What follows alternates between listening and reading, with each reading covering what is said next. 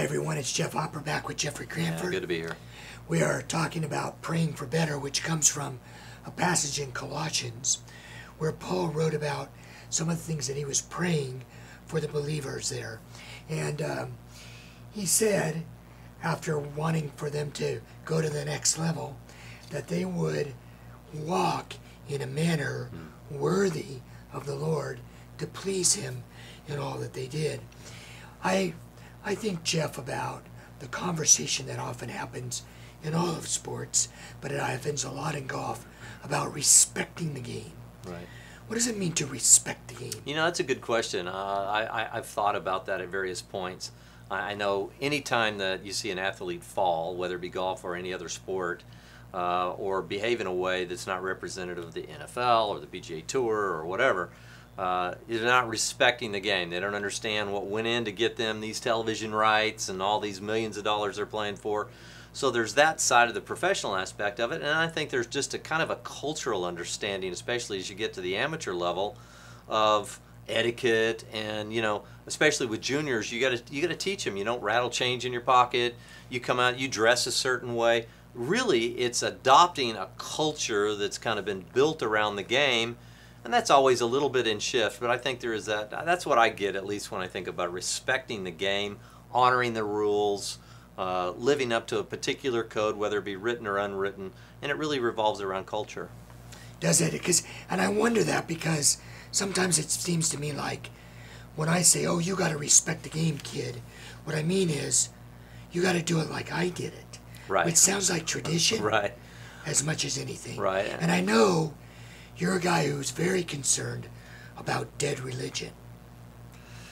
Yeah, dead religion is brutal because, and we see that, man has always been religious from the very beginning of time. Man has never had a problem with religion. In fact, a lot of people look at Christianity and say, well, everybody has a religion. Man has a religious impulse, for the most part, is a God-given inside, because we're created imago Dei. We're created in the image of God, and in doing so, He's given us a sense of, you've heard of that vacuum, that hole in your heart until that only He can fill. You've heard those kinds of things.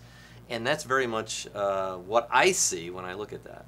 So, when I'm walking in a manner worthy of the Lord, I'm respecting the Lord, but that's not in respect to tradition. It's in respect to life, isn't it? Yeah, and in fact, if you go back into Paul's letter to the Romans, he talks about this. If you walk in the footsteps of Abraham, you know, you're saved by grace through faith. We know Paul wrote that to the Ephesians. But Paul then takes that to another level, and it says, for those who not only have faith like Abraham, but walk in the footsteps of Abraham.